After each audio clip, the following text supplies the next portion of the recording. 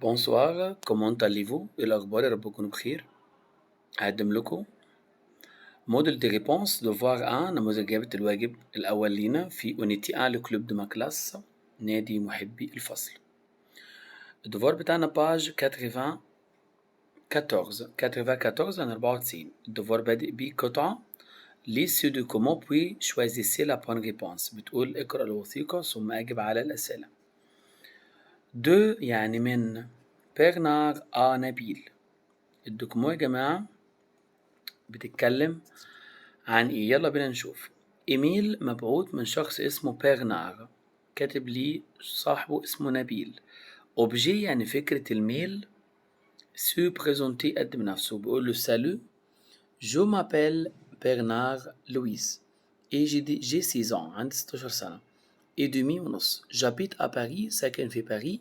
جي سوي ليسيان، يعني انا طالب ثانوي. جيم لورانج اي لو بلو، بحب اللون البرتقاني والازرق. جو ديتست لو نوار اي لو غري، اكره الاسود والرمادي.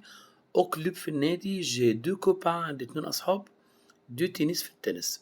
il s'appelle بيير اي توم، اسمهم بيير وتوم.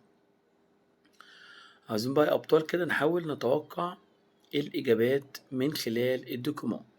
الدوكيمون التانية ليسو دوكيمون بوش يزيسي لا بون ريبونس، حوار أو محادثة ما بين مارتين وزوي. مارتين بتقول لي زوي بونسوار سافا، زوي قالت لها تري بيان ميرسي، كويسة جدا وانتي؟ شكرا. كومون تو تابيل؟ جو مابيل زوي دانيال جي 15 ans، عندي 15 سنة. دو باري، من باري. اي توا وانتي؟ قالت لها موا سي مارتين بيير، عندي 6 ans 16 سنة. دو نيس اي سي مون بيتي فرير بونوا، وده أخويا بونوا. يعني كل القصة إن هو ديالوج ما بين في بنتين، بين مارتين وزوي، بيتعرفوا على بعض. صفحة 95 15. دوكيمو تالتة بتقول دي إيميل من بيير كاتبه لصديقه اسمه ماري، أو لصديقته ماري. بيقول لها سي موا، يعني هقدم نفسي. بيقول لها سالو ماري، أهلا ماري، جو مابيل بيير، جابيت نيس، أسكن في مدينة نيس. مون بير فينسون بروفيسور دو مات، والدي فينسون مدرس رياضيات. ما مير سابيل ماريون، والأم اسمها ماريون. ما فوازين دو كلاس سابيل بريجيت، وجارتي في الفصل أو زميلتي في الكلاس اسمها بريجيت. مون فوازان دو كارتيي، وصاحبي في الحي السكني. كارتيي يعني حي سكني. سي توما. مون كوبا دو فوتبول سابيل تييري، وصاحبي في الكورة اسمه تييري. اي توا وانتي؟ برزونتو توا، قدمي لي نفسك. بيير سافا.